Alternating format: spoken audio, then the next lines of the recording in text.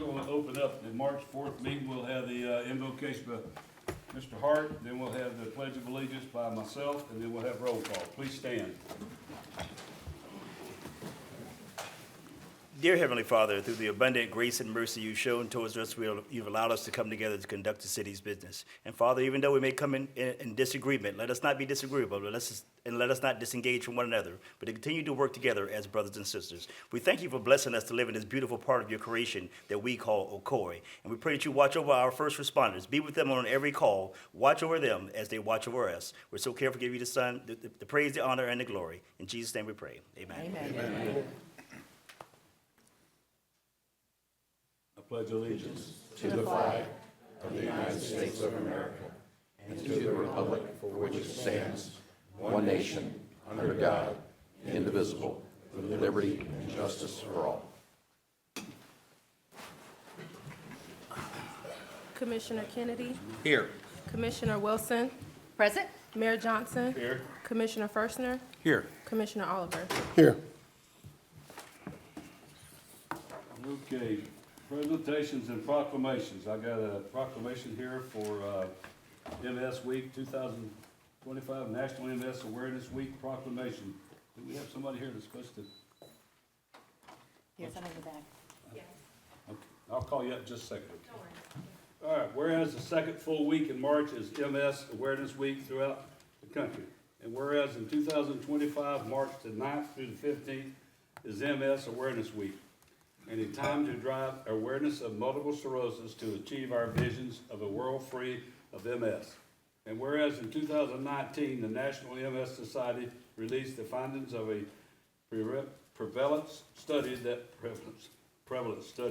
found that nearly 1 million people in the U.S. live with MS.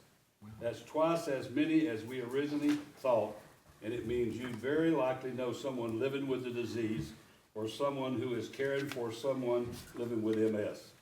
And whereas people with MS can better manage their disease when they have the support and understanding of the people around them. When their support networks from doctors to employers to family members have a better idea of what people with MS experience every day.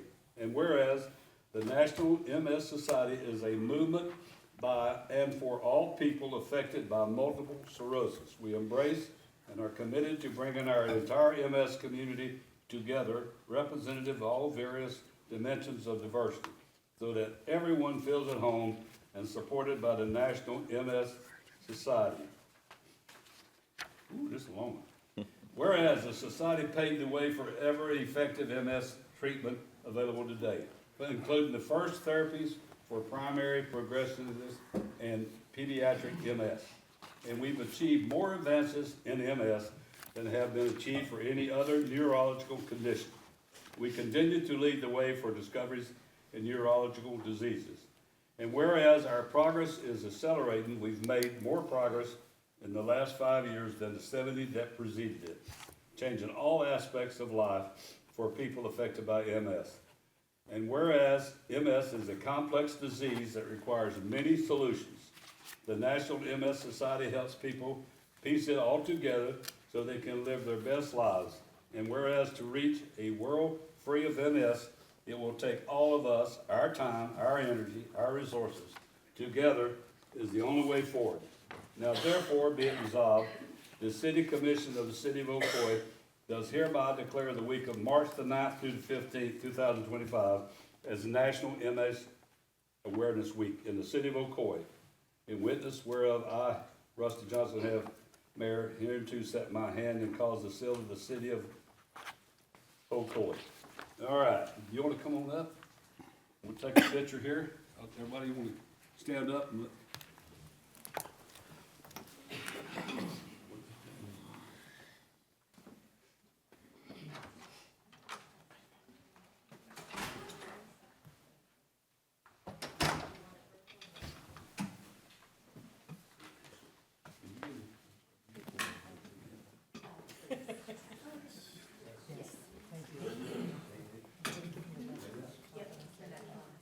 Tess, this is Tess, I'm sorry about that. That's okay.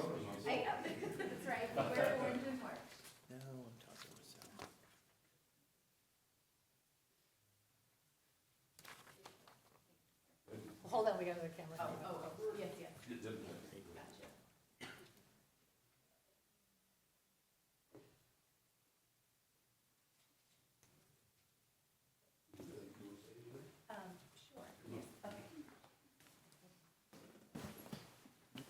Thank you.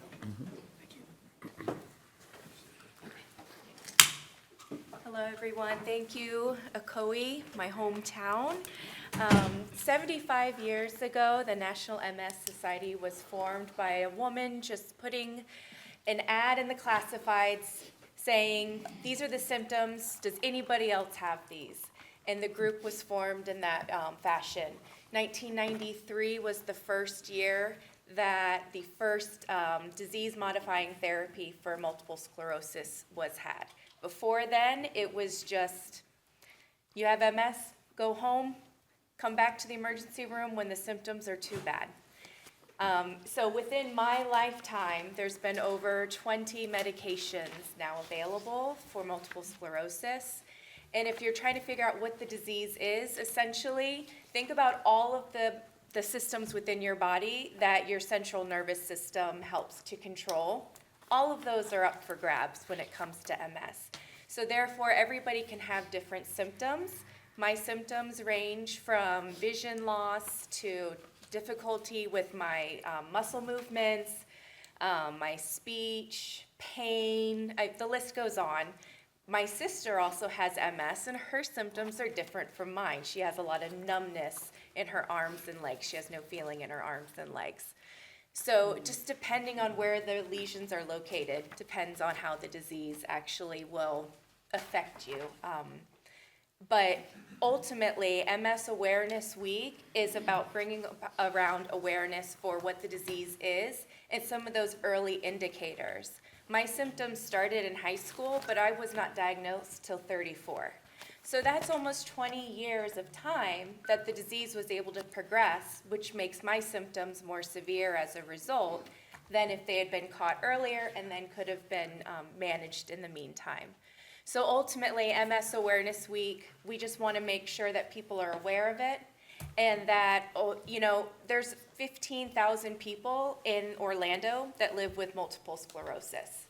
So our community is definitely affected by the disease, but ultimately, every time that we have one of these awareness weeks, we're raising more awareness, we're bringing about a better understanding, and working towards that big goal of a world free of MS. So thank you very much for your time. Thank you, Ocoee. I appreciate the support for our community. Thank you for sharing. Thank you. Thank you.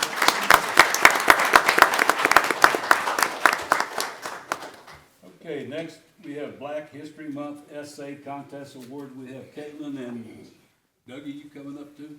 Oh, okay. Cards are back door.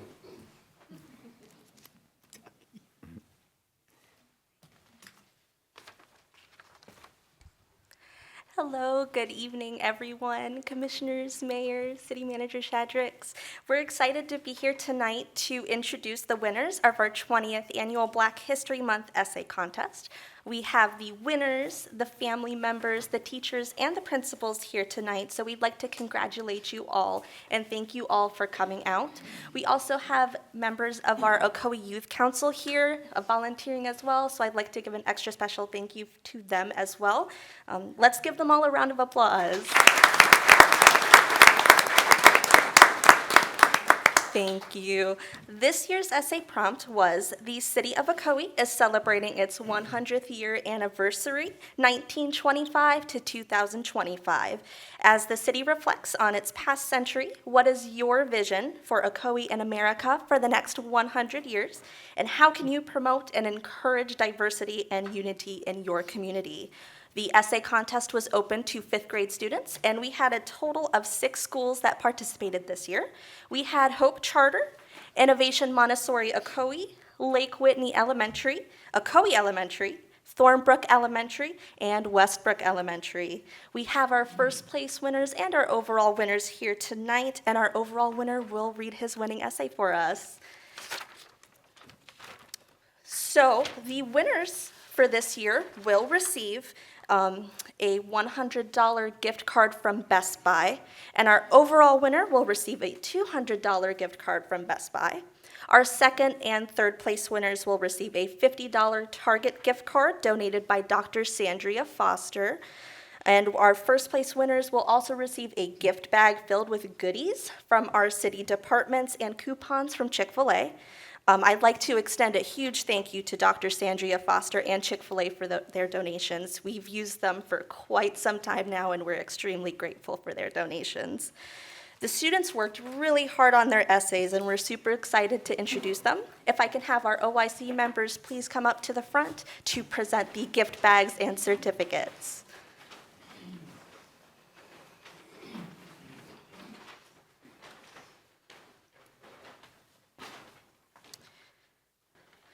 All right, first we'll have Allison Griffin from Hope Charter. Please come up to the front.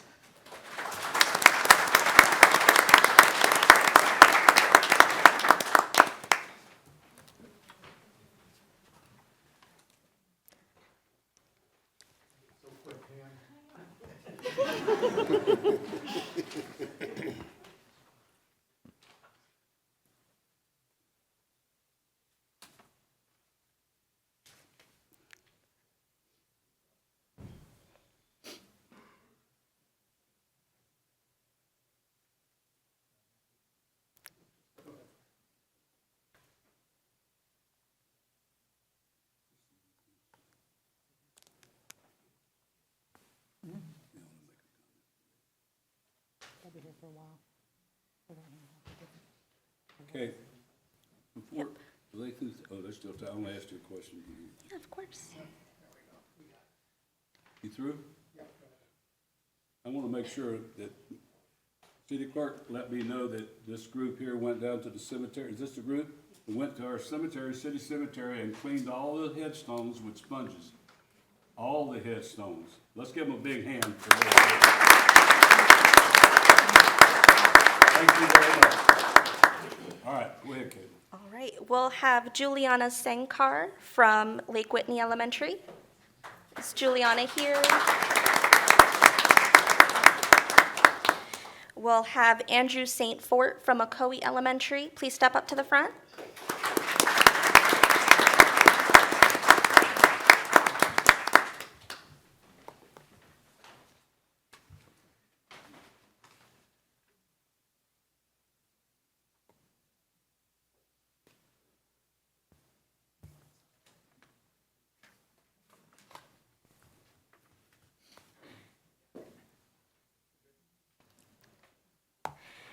And we'll have Dontrell Maxwell. Please step up to the front.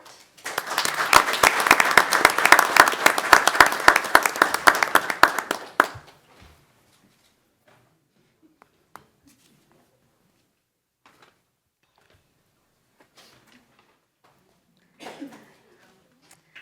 right, and let's give our first place winners another round of applause.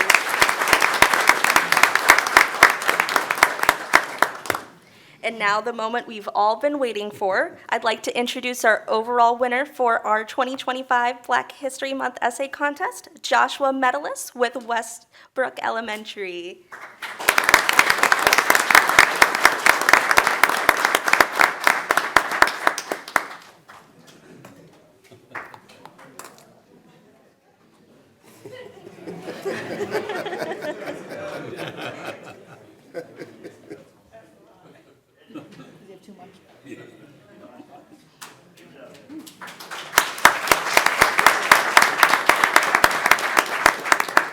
And Joshua, I'll have you come up to the podium here to read your winning essay.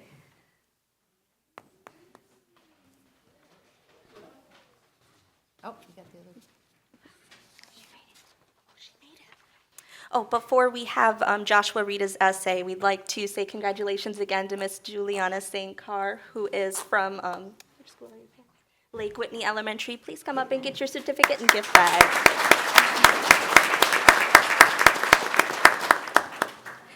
Congratulations. Oh!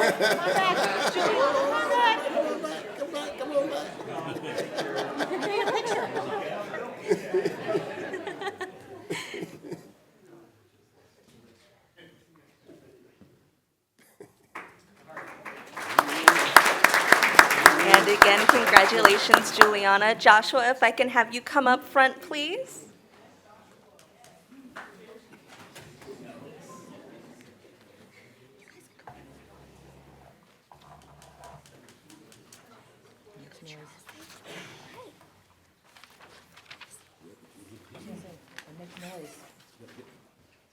The city, oh. The city of Ocoee has been around for 100 years. That's a whole century of people living and working and growing together in Florida. As we look back in the past, we must also think about the future. What will Ocoee in America look like in the next 100 years? I believe our future should be full of kindness, innovation, and unity, where everyone is treated with respect and has a chance to succeed. One of my biggest hopes for Ocoee in America is that we will continue to grow in a way that helps people live happy and successful lives. In the future, I imagine better schools, safer neighborhoods, and new technology that makes life easier for everyone. Maybe we will have flying cars or robots that will help with everyday chores, but no matter how much things change, the most important thing will always be how we treat one another. One way to make our future bright is by making sure that everyone feels welcome. When my parents moved to the city of Ocoee, our neighbors made us feel welcome by introducing themselves to my mom, my dad, my brother, and me with a gift basket of special treats. Ocoee, like the rest of America, is home to people from many different backgrounds. Some families have lived here for generations, while some are just moving in. No matter where someone comes from, they should feel like they belong. To promote diversity and unity, we need to be open, learning about different cultures, traditions, and ways of life. One way I can encourage diversity in my community is by making friends with people who are different from me. I can invite them to play, learn about their traditions, and share my own. Schools can help by celebrating different holidays and teaching us about history from many perspectives. When we understand each other, we build friendships instead of walls. And another way to create a better future is by being kind and respectful to everyone. We all have different ideas and beliefs, but that doesn't mean we can't get along if we listen to each other and work together. We can solve problems and make our community stronger. Simple acts of kindness like helping a neighbor or standing up for someone who's being treated unfairly can make a big difference. Technology and science will also play a big role in the future of Ocoee in America. We will have new ways to use clean energy, better schools with fun ways to learn, and new inventions that will help people stay healthy. But even with all these changes, one thing should stay the same in our commitment to fairness and kindness. As we celebrate Ocoee's 100-year anniversary, let's remember that we are building the next 100 years together. If we choose to be kind and welcome others and work hard, Ocoee in America will have a future that is bright, strong, and full of opportunities for everyone.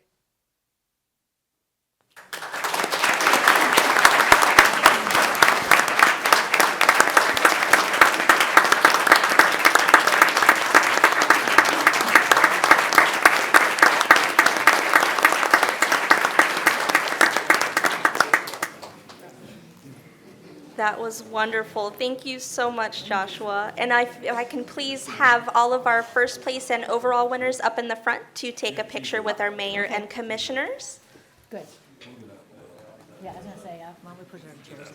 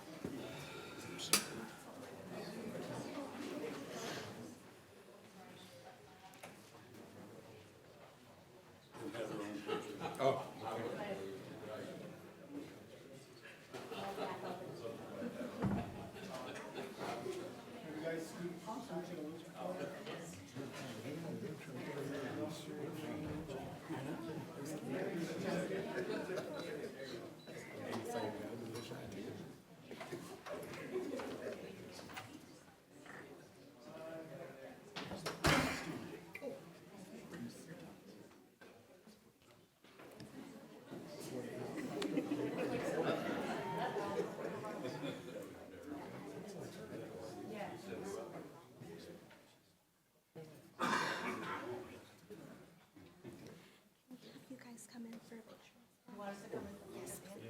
Okay. All right, wait, we're out, now they want to come in. All right, okay. Now we need to pick the ball up. Wherever we are, yeah.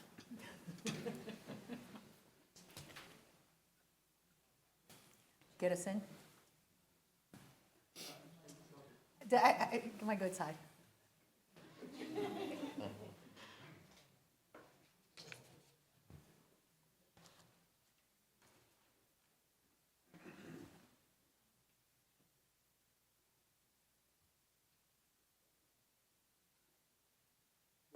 All good? All good. Thank you.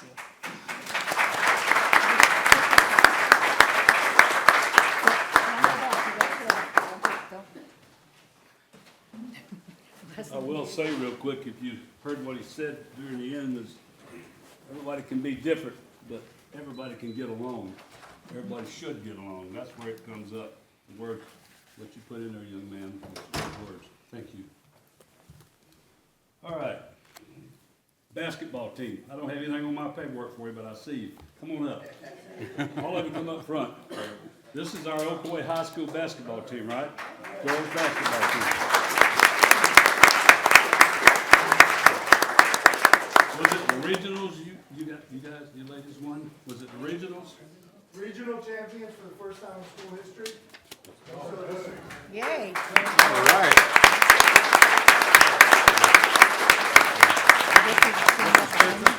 You want to say a couple words at the mic? Our captain's gonna talk real quick. Let my captain talk. Okay, good move. The only thing I wanna say about this group of young ladies right here, I've set a school record. For one, first female regional champion in the history of Ocoee High School in 20 years. Every one of these young ladies has a GPA over 3.0.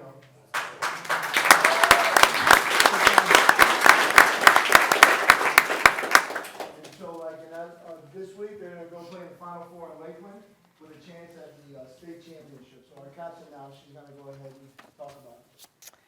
Good evening, Mr. Mayor and City Commissioners. My name is Dakar Murthy, and I have the honor of serving as the captain of the Ocoee Lady Knights varsity basketball team. I stand before you today with the great pride and excitement as we share some truly historic news. The Ocoee Lady Knights have made school history, becoming the first girls basketball team to ever advance to state championship. This is not just a win for the team, but a win for our entire community. My teammates and I have worked tirelessly, showing incredible dedication, teamwork, and resilience to get to this point. And now we have the opportunity to compete at the highest level in the state of Florida. However, as we prepare to embark on this exciting journey, we find ourselves in need of some support. The expenses associated with travel, lodging, food, and other essential needs for this trip are sustainable. We will be leaving for Lakeland Thursday morning with our state champion game scheduled for Friday, March 7th, 2025 at 1:00 p.m., where we will face off against Winter Haven High School. We are reaching out to you, our valued city commissioners and mayors, to kindly request a donation of $2,000 to help cover these essential costs. Your support will ensure that the Lady Knights have everything they need to focus on what matters the most, bringing home the state championship for the trophy to Ocoee. It would mean the world to us if you could help make this dream a reality. The team is committed to representing our city with pride, and we are here to determine the return with the championship trophy in hand. Thank you so much for your time and consideration. Thank you for allowing us to speak to you today, and thank you for your unwavering support of our athletes, our school, and our community. Together we can help each other reach our goal and continue to make Ocoee proud.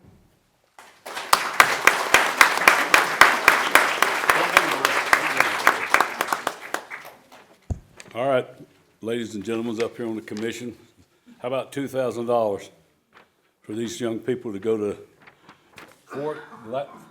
Y'all gonna win, right? You guys gonna win? Okay, that's what I thought. Okay, $2,000.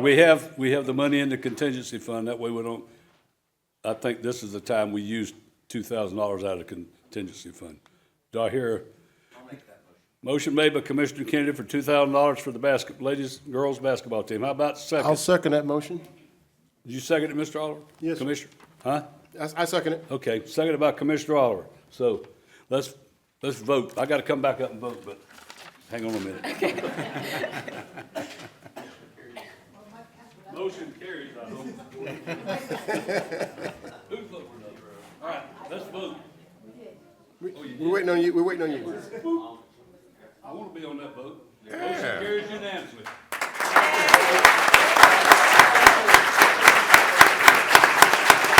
Good luck.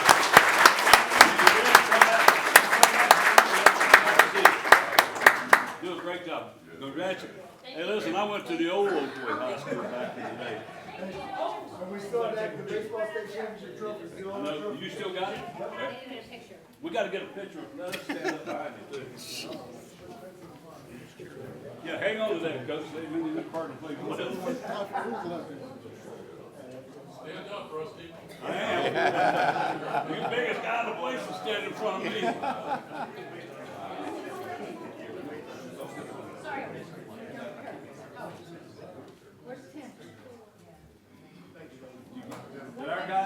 Where's our guy?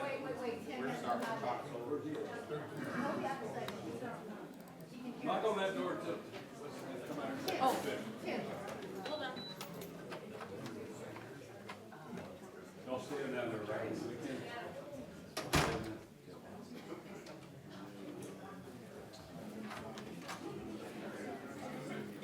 You guys play Friday morning, right? Oh, 1 o'clock, oh, okay, good. Where at? Awesome, awesome. Awesome. All right, one more picture here. All right, let's go.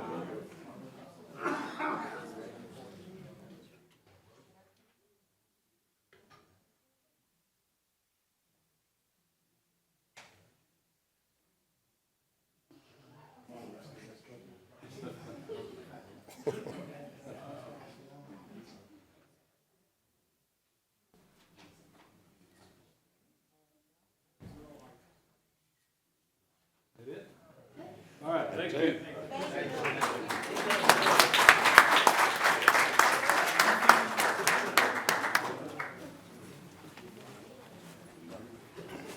Oh, I should have known.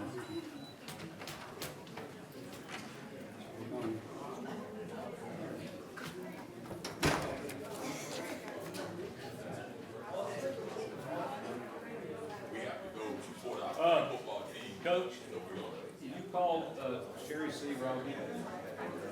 Her phone number's on my card.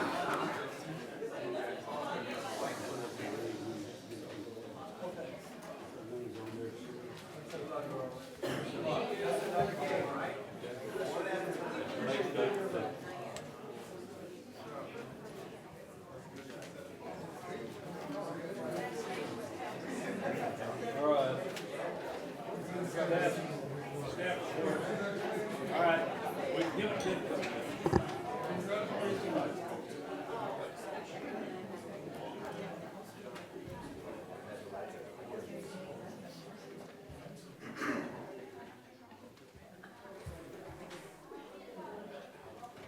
All right, we're gonna have the staff report, city manager. Yes, I have a few items. First of all, most of you noticed you have a new monitor. We have a 30-day return policy, so unless I hear feedback that you don't like the new monitors, then we'll consider this a permanent new fixture. And the second item I have is an update on the fire station. As you all recall, in early January, we asked the commission and recommended termination of the agreement with Fortress Secured due to several months of trying to get to a price that we could afford, with the knowledge that fire stations are being constructed that were significantly lower, that were larger in other areas of Central Florida. And so you all terminated, and 2 weeks later, we put out a solicitation for architectural design, and the review committee is scheduled to review the proposals in mid-March, which is in about a week and a half.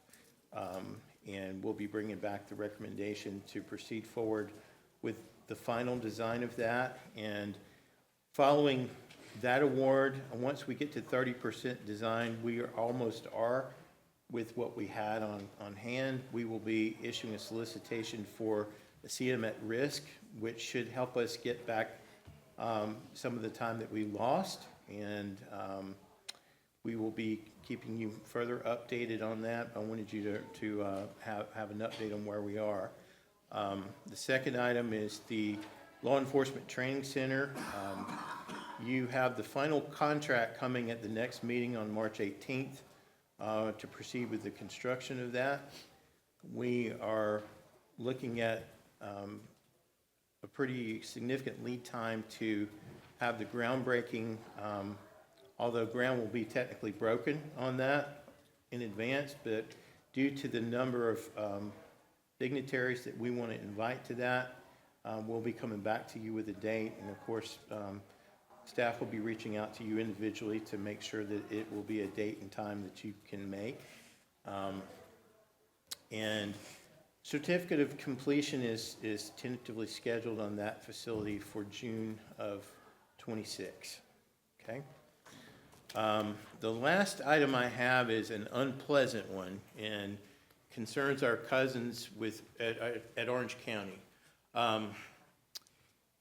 Back in November, our utility department was informed that Orange County was going to be making some changes to the wholesale reclaim program. And currently, we're purchasing wholesale reclaimed from Orange County in a volume of about 2.1 million gallons per day. And we're purchasing it for 61 cents a gallon. We sell the water to our residents at a slight markup. The proceeds help pay for the operations and maintenance of the reclaim program. Orange County's new terms, in order to keep our rate at 80 cents a gallon, so that's an increase of almost 20 cents a gallon. We have to have 1 day's storage and a 2.1 million gallon tank, have a backup supply to supplement 90 days of max flow at a 6.3 million gallons per day on peak. And without these structures, by October 1st, the city's rate would increase to $1.57 per gallon, which is a significant increase and would require a significant rate increase in order to continue our operations and maintenance. The cost on the infrastructure needed to meet their backup demands is, the startup was between $4.5 and $5 million. And the sad, cruel irony of this is reclaimed water is supposed to be our alternative supply in the name of conservation and protection of the Floridan aquifer. In order for us to meet the county's demand for a backup supply, we will be required to build, construct and permit a well that will be taking water from the Floridan aquifer to meet those demands, along with the tank and pump and treatment station, because it'll have to be treated before it goes into our reclaim system. So those are pretty difficult blows to absorb. We have reached out to Orange County staff, and we will continue to try and get them to give us more time, because the October 1st deadline, we can't even get the facilities we would need designed by October 1st, let alone funded and installed, et cetera, et cetera. And they require another consumptive use permit from St. John's. So we'll be bringing back some options based on our continued discussions about this matter. It is a very significant issue that we're going to be faced with. And that's all I have to offer at this time. Can I ask you a question? Yes, sir. What is the water thing called that goes out of Orlando goes out and we get some off the south side?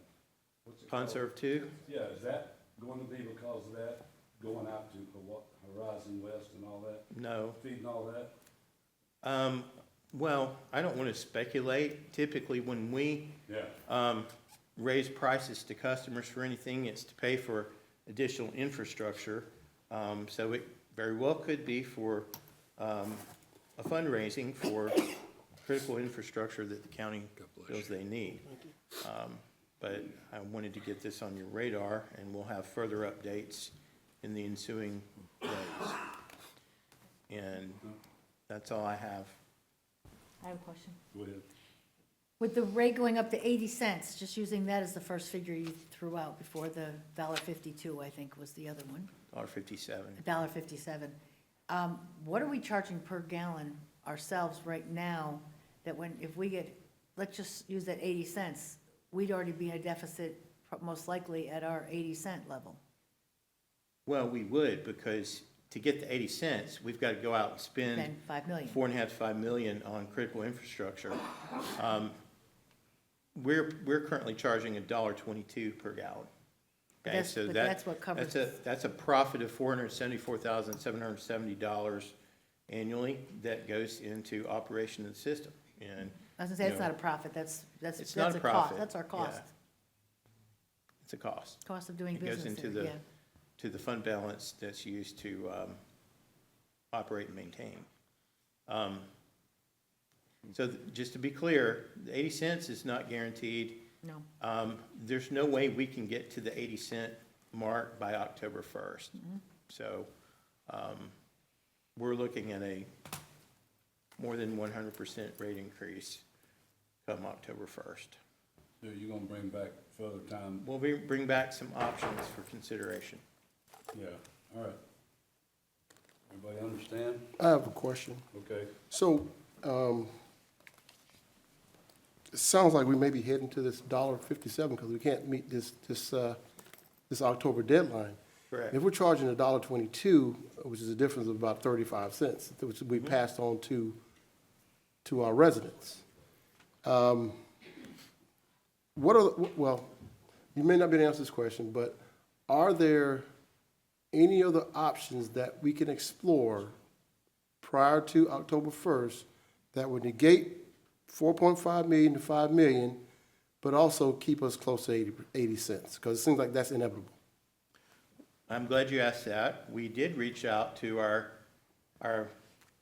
much closer cousin, Winter Garden, because they currently have surplus that even our golf course can't use. And we were told by Orange County that we can't use reclaimed water from another system.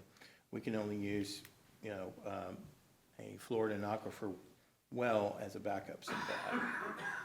So that's one consideration, which we disagree with. And without getting in too big of a discussion, we would normally take an approach, and this is a backup supply in case the county system goes down. Most of the time when these systems go down, it's for just a couple of days. We would take a policy-based approach and say, okay, you can't water right now because the system's down, or you can only water on one day.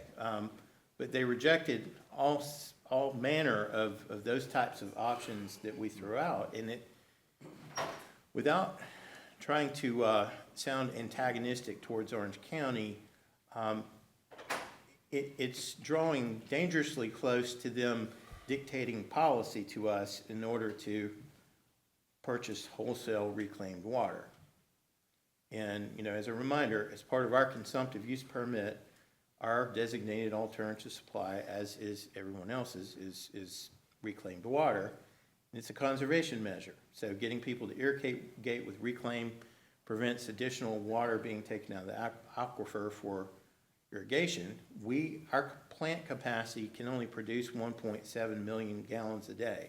So we need that extra 2.1 million because we've got that many customers that want reclaim now. So it's a complex issue, and it has a lot of deeper discussions that are going to have to happen. I've reached out to Byron Brooks and spoke with him about it. I know there's a sentiment from the county that they don't want to subsidize municipal utilities, and they feel like they are. But as a reminder, we're all wearing the conservation badge. So when they have I think there is some onus on the county, aside from a money grab here, to help those of us who have a fractional comparative budget to their own in trying to meet the goals of minimizing additional drawdowns from the aquifer. And I don't have any more ideas yet. We do have a couple that we're vetting right now, but they're not far enough along for me to even mention at this time. But I wanted you to be aware. We've had the staff meetings. I've talked to Mr. Brooks. we're gonna probably start talking to commissioners, because it's not unreasonable when we haven't had a rate change from them in probably, I don't know, 9 or 10 years, I would say, for us to stage up a little bit naturally and give us more time. That's, I jokingly told Mr. Brooks, that's like you telling me I've got to run the Disney Marathon by October 1st. There's no way I could train every day for 6 hours and can't do that. So you've given me an insurmountable task, given the deadline, to overcome. And so it's not good. So you'll be bringing that information. We'll be bringing additional You know, briefings. How many are on reclaimed water? I do not know off the top Need of my that, head. too.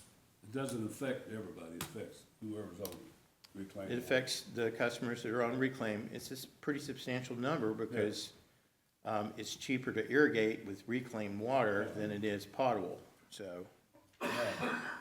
Thanks, sir. thank you. All right. Public comments. Chris Atkins.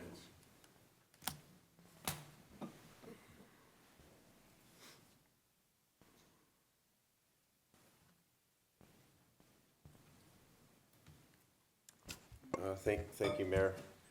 Chris Adkins, 606 Ridgefield Avenue, here in Ocoee, Florida. Just to spin a little bit off of what Mr. Shadrick said there, I'm not sure if the whole commission is aware. The city of Ocoee did a reclaimed water feasibility and capacity plan in 2015. It was the final and the update. But it's a good read. It'll let you know where we thought we were back then. I'm aware of it because I had read through it. With the expansion of everything going on, these types of scenarios have to be considered. I'll kind of transition that maybe a little bit into what I was going to speak about. I didn't want to cause too much of a tussle with Mr. Douglas from Montier Development that was here last week, and his representatives, they were all here, and I felt they've done their diligence and really busted their butt to get to where we are. But didn't hear us or anybody really talk about how we're going to handle our first responders aspect of that. There's going to be a significant increase in needed police and fire force. There's going to be a significant increase in reclaimed water that's going to need to be used at that facility. I know that that's in the beginning stages of a lot of things, and I'm not sure if that may possibly be able to be a way to access or work out a way to mitigate our expenses. I would like to see them be paying for police and fire in perpetuity, personally. They're taking up a lot of space, and it's going to require a lot of tax dollars, and assets here. And I don't want to take away from anybody that's already here. Not that you guys haven't done that. Those are just things I didn't specifically hear. I also would like to get a little update on the golf course itself. I did pay attention to a meeting a few months ago. I don't always get a chance to attend, but I do watch. And I'm curious to, maybe I could get some more information on what our specific process moving forward with that is.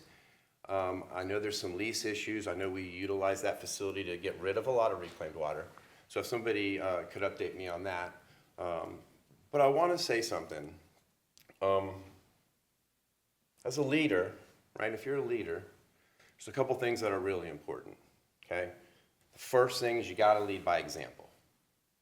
It is completely unfair to hold others accountable to an example that you don't follow yourself, okay?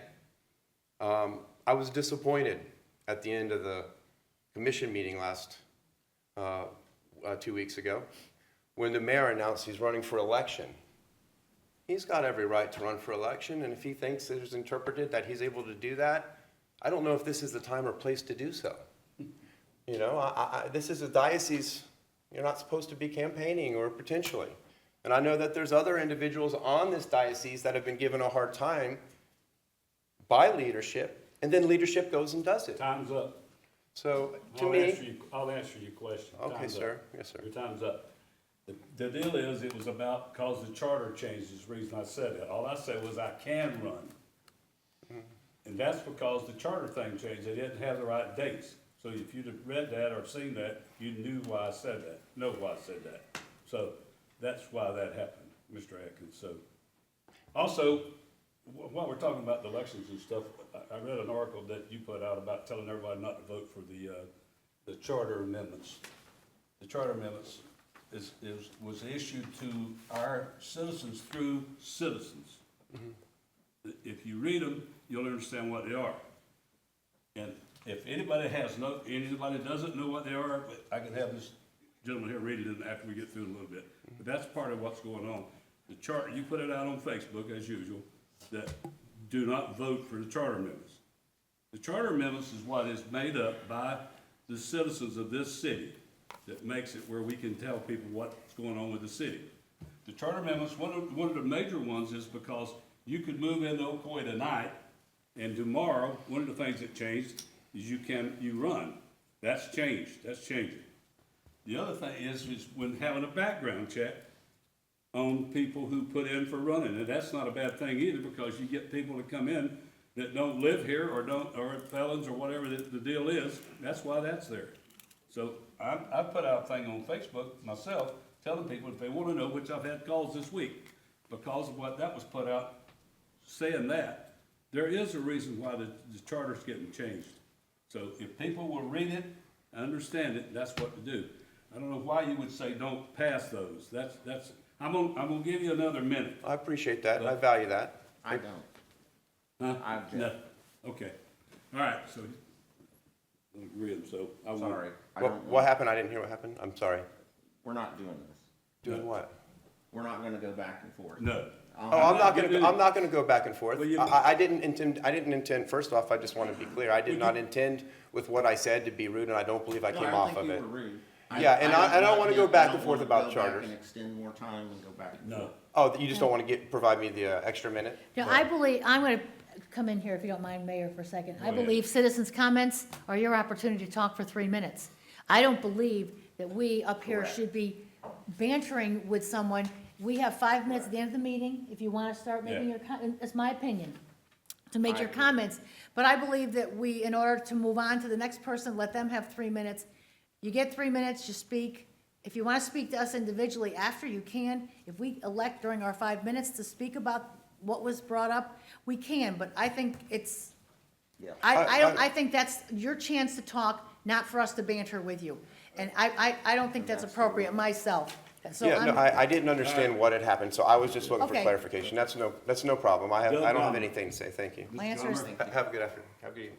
I believe we should say thank you, and Yeah. then I have plenty of time after to talk. Mr. Gunn. Good evening, Mr. Mayor, Commissioners, fellow citizens. I have two things I want to talk about tonight.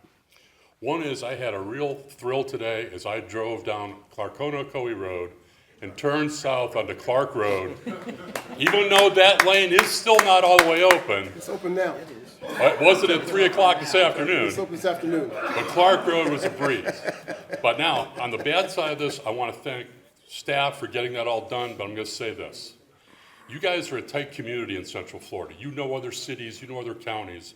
If this contractor gets any more bids in this town or this Central Florida area without a time financial penalty, it's criminal. And it's our fault for not letting it get out. These people jerked us around awful. And everybody sitting in this room paid that price, no matter what happened. So that's all I'm going to say about that. And I know that these kind of contracts can have financial penalties tied to them. If you ever do this again, make sure you do it. Number two, I want to talk about the golf thing. I feel like I can throw my 2 cents worth in here because I play 125 to 150 rounds of golf a year. And I've been involved in the golf business since I was 10 years old, all the way from playing in college to playing on pros, sponsoring pros. I know what it's all about.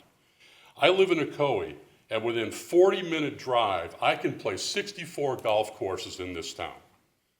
The difference you got to understand is I can pay as little as $25 to play a golf course, and I can pay as much as $450 to play a golf course.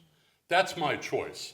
I can get in a car and go play for $100, $200, whatever. I belong to Forest Lake Golf Course because I can get there and pay $55 a round.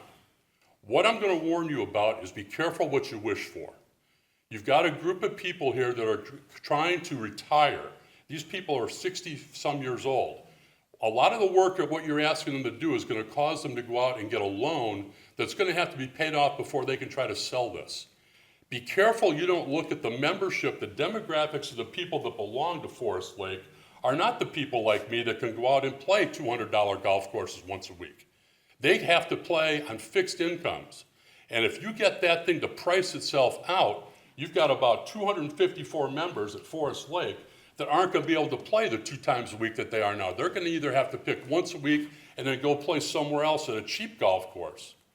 Understand that it's stratification to its ultimate extent when you play golf in Central Florida. Everybody knows when the PGA show's in town, when Arnold Palmer's here, every golf course that normally charges $80 is $150. We end up playing at Forest Lake all the time because we can play it for an affordable price. So be careful what you wish for when you force these guys to go get a $7.5 million loan. Don't think that those prices aren't going to go up, because they are. And be careful about what you're doing. The whole idea of this golf course was to be for the citizens of Ocoee, not people driving around, but people that belong here can only afford those kind of prices. Time's up, time's up. Thank you. Thank you, sir. All right, Jim Moyer. Dr. Moyer. Supervisor. Dr. Supervisor. Supervisor. Supervisor. My name is Dr. Jim Moyer. I'm the elected Orange Soil and Water District 2 Supervisor. But that's not what I'm here to talk about. Someday. Yes. City Manager Sadrick, I wish I could talk about what you just brought up. I'm not prepared to do that. I do go to every county commission meeting nowadays, and I met with County Administrator Brooks and Assistant County Administrator Weiss just a couple days ago. So I'm working on it. But I'm here to talk about Arden Park. Mr. Mayor, you took the words right out of my mouth. We just need to get along, as that young man said. In case you're not aware of it, there's infighting going on with the HOA board at Arden Park. It's a 5-person board. There's potential lawsuit involved. They had a closed-door meeting, I believe it was yesterday. We are not the only part of District 4. I'm not saying we are, as came up in that meeting. But mathematically, we're about 2,500 residents of Ocoee, which is roughly 5% of the population of Ocoee and 20% of District 4. So we shouldn't be ignored. I understand we're a gated community when the Arden Park North Gate works, which I'm here to tell you, it often does not work, including today. But we pay over $2,000 a year in HOA fees. That's a lot of money. And I know I'm not a lawyer. I decided not to go to law school 4 decades ago. But Arden Park is not an island in the Pacific. We're not an island in the Caribbean. We are a part of the city of Ocoee. And for the last couple of years, I've asked the HOA people for just one thing. I don't think it's unreasonable. Why do they have to meet on the 3rd Tuesday of the month? At the same time that the City of Ocoee Commission meeting is. Thank you very much for your time, and look into this if you would. Thank you very much, and God bless you all. Thank you, Dr. Moyer. All right, we're down to consent agenda. I'd like to make a motion to pull the minutes for amending and to pass the rest of the consent agenda items Pull which? through 11. I'd like to pull the minutes, to amend the minutes, Pull the minutes to but amend I'd the like minutes? to make a motion to pass the rest of the agenda. Which He number? he you wants to pull pulling? number 1. One, Number 1. Well, since you must have something on Gotta the have a minutes. second. I'll second that. All right, seconded by Commissioner Wilson. Motion made by Commissioner Kennedy, seconded by Commissioner Wilson. Okay. Oh, do we have to vote on that? Yeah, Oh, to pass the All right, rest of let's the vote on consent. all the others except for one. oh, no, okay, oh, you're voting, okay, that's right. What happens to the minutes? I didn't see anything else. 2 through 11 passed. All right, let's hear it. A lot of people have made comments, and some of them are not good, some are good. But I did look at the minutes, and in the minutes, in the commissioner comment section, it lists the times that the total commissioner comment section starts, and it lists the end.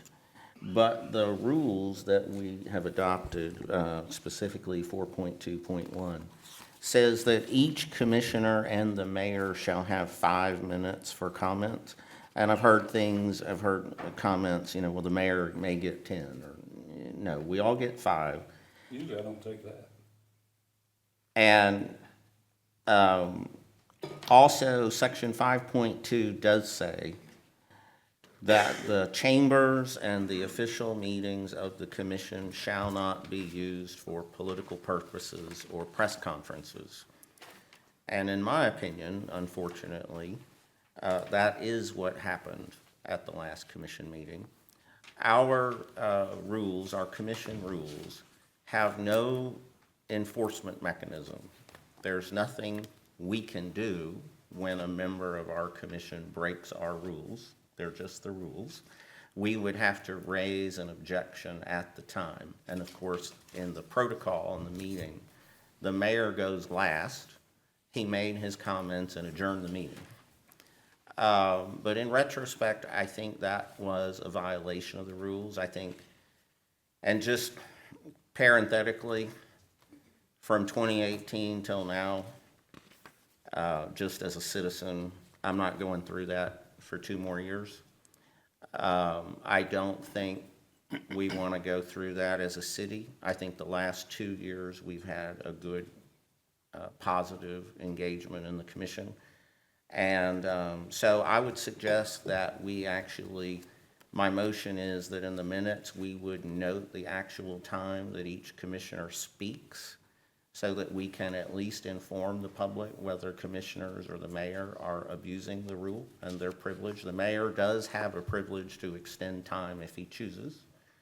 And to note the items in the minutes, which are in there, that the mayor announced his campaign and et cetera, and he did attack George. I think rightfully so. But it's I can agree with what he said and disagree that it should be happening from this dais. And that's my position. I think we should note that in the minutes for the record, and that's my motion. I have no problem with that. Okay. No problem. So we got to vote on. I don't, I'm just gonna say, I don't know if that's, again, I thought it was something else, maybe a correction. But It's the time. it's the time, but, well, if you look, basically, we spent 20 minutes for 5 people. And 2 of us had basically Right, no so comment. there was, yeah, Well, I don't know if we, again, need to get, in my opinion, that particular, because it's taped, and it shows how many minutes each person used. I don't personally feel the minutes need to express that. I also don't know if that was a necessary item to pull, where it could have been a discussion item. We don't have a mechanism to do that. We have a mechanism during your 5 minutes to make your comments. And To that's say something- that I want the minutes to show the Yeah. time that the mayor spoke? Well, no, I have to agree to the I will minutes. ask him to put it in there. You don't have to worry about Derek, Mr. Kennedy. I guess I say now that. I don't want to sit here for 10 and 20 minutes at a time for the next 2 years while the 2 of them go at each other with comments that don't belong in this commission. And I understand. Even if I agree with them, which I- many of them I do, don't think I he- admit let it. me- Okay, go ahead. He said it. I'll tell you, Mr. Kennedy, I've heard you make some comments with him. I do not ever stop you when you go over 5 minutes. Nobody gets stopped. We should, but we don't. Let's Now do let me finish. That was not, I said it was because of the thing, and I apologize, but it's what it is. It's because of the rules that changed. Only reason I brought up the comments, because it's just like a while ago. If I see stuff that gets put out to the citizens on stuff, I'm gonna say it. It offended you too, because it's the statements that were made, that you're giving out stuff to developers and all because of something else. So when you're out in the public making that comment, then somebody's gonna say something about it. Now, I don't ever take 5 minutes. I don't take usually no minutes at all, except to read what they give me, the functions we got to go on. So people get upset because somebody else ain't gonna run from there, that's their problem, I don't care. But the problem is, you get up here and you say 5 minutes, you say 3 minutes, they want something else, just like a while ago. But I never, ever, if you go back and check the times, I never speak for 5 minutes. So let's move. I You're can't gonna check- make a motion to pass that. Mayor, Mayor, I just want clarification. So the motion would be to correct these minutes that are before you to include the time stamps Yes, at the end of each elected official. because as it is, it just says, as she said, 5 commissioners spoke for 20 minutes. Okay, so I I can, didn't speak for 20 minutes. No, it says 5 of us Oh, yeah. spoke for Yeah. 20 minutes. I have to say, I'm just gonna say at this point, I mean, we can approve this but I guess I should have asked what you want to do, because I'm sorry I made the second motion. I was Well, that's expecting a unfortunate. correction. Yeah, it is unfortunate for my part, it won't happen again. That the correction was not a correction, it was a comment, and I think those are things that could be held for the 5 No, minutes I've at the got end. comments for my public comments. Good, but I think that was, that's my opinion. I want to see the times, because I'm not in a position, the mayor says he's never spoke for over 5 minutes. Oh, yes. Frankly, I don't usually speak over 5 minutes. I disagree. What? And I can't go to the minutes and find the truth. And I think if we're gonna cut people off, I objected to more time. I don't want people to have more time. We have rules. We passed the rules. We all agreed to live by the rules. Let's live by the rules. Well, some of the stuff I have to read at the end because I can't do it during the thing, so it's just Wouldn't like it be I nice- mentioned, when we do the different functions. Matter of fact, I got them tonight, so I won't read them tonight. Wouldn't it be nice if we listened to that young man's speech? No, they can't do that. Thank you. They're upset about some other reason, and I'll explain that to you. Okay, but I'm just gonna say, wouldn't it be nice to listen to that young man's speech? Thank you. So if you're gonna make a motion, make the motion to pass. I made that. it. You got a second for it? You gotta have a second. I guess for it. I'll second it. I knew you would. Mr. Oliver. All right. Okay. Can I just ask for clarification? Is this for all meeting minutes going Yes, I forward? would like minutes to Yeah. show the times. But they gotta Okay, also thank tell you you. when it gets to the 5 minutes, the city clerk needs to tell us, buzz it or whatever. Yes, frequently, no Yeah. disrespect to anybody, frequently, I think out of deference to you, when you speak, she doesn't start the clock. She does what? Frequently, out of deference to you, she doesn't start the I clock. don't believe that's true, sir. Okay, let's That's a lie. It's not a replay lie. that gentleman's Call it a speech. lie. Do we need to vote on that, Mayor? Yeah, I said, Okay, let's no, vote. okay, I'll vote for it too. okay. Motion carries unanimously. All right. Thank you. All right. We've passed the rest of it. We're going down to, first reading of ordinance. We don't have any second reading of ordinance, public Yeah. hearing. Number 12. I think this is a second reading. Second reading of ordinance amending chapter 51, building code, code of ordinances relative to updated and new permit application and inspection fees. Brett Gies, speak to us now. Mr. McFarland. Yes, sir. Good evening, Mayor and Commissioners. I'm here tonight to bring you 2 items, an ordinance of the city amending Chapter 51 of the Code of Ordinances, as well as a resolution setting the fire permit impact fees, or the fire permit fee schedule. I'm going to speak about both items, even though they're both separate on the agenda, because they relate to one another. They are 2 separate items, though. I just wanted to make that clear.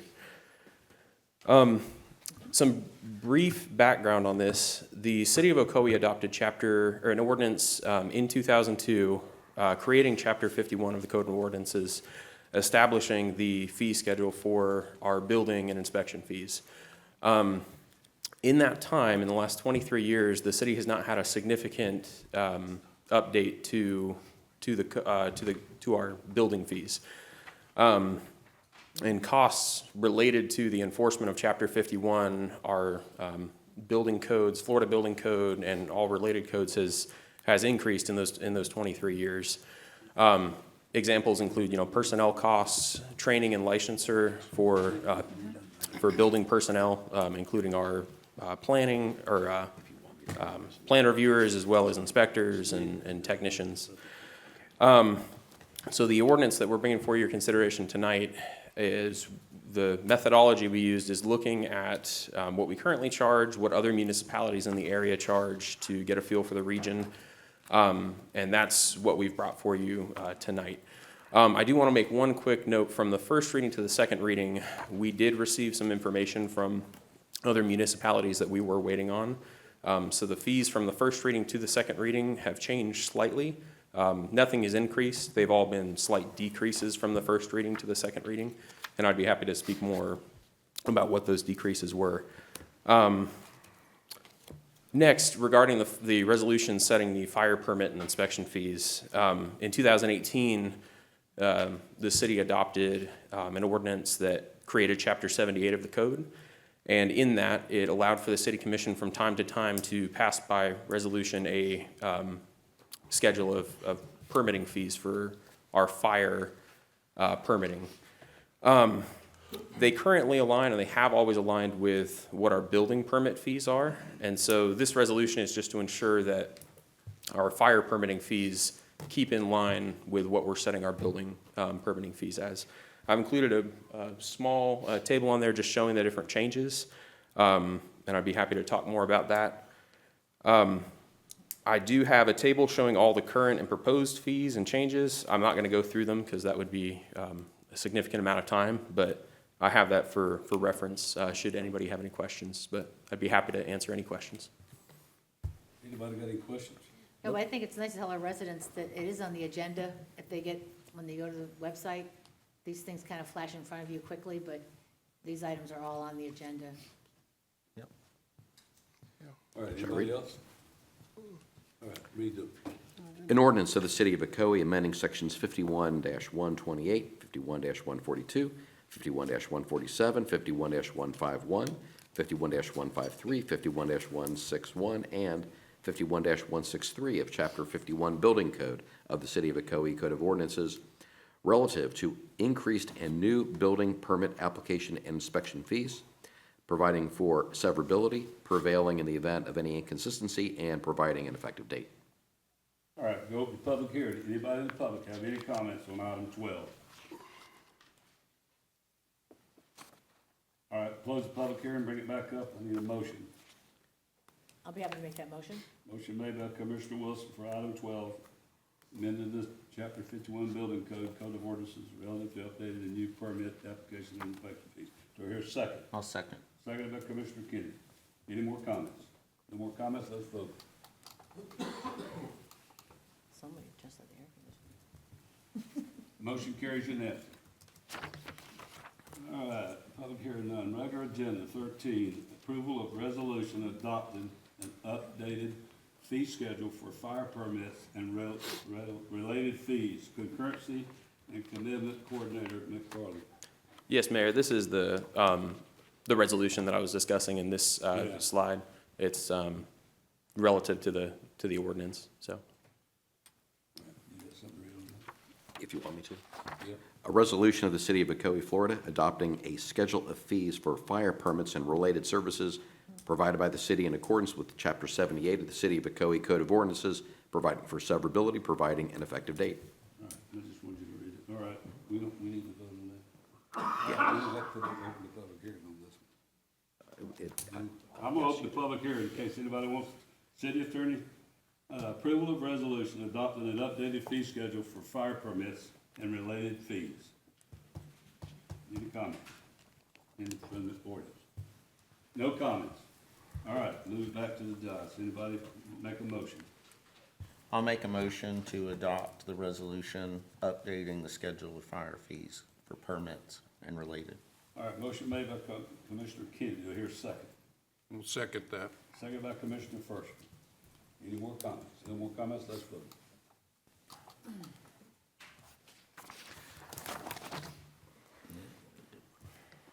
All right, number 14.